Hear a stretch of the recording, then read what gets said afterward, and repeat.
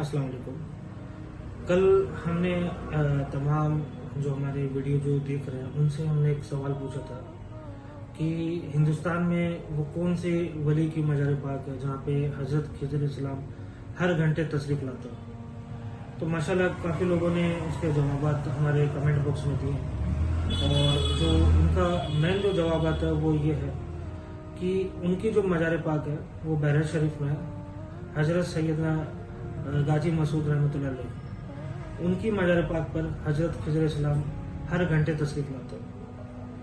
तो अल्हम्दुलिल्लाह जिनको ये सवाल का जवाब पता था माशाल्लाह बहुत अच्छी बात है, और जिनको नहीं पता था तो उनके नॉलेज के लिए मैंने आपको ये जवाब दिया है।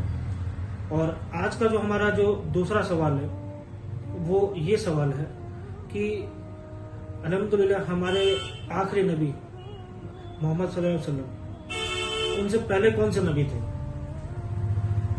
ये हमारा आज का दूसरा सवाल है।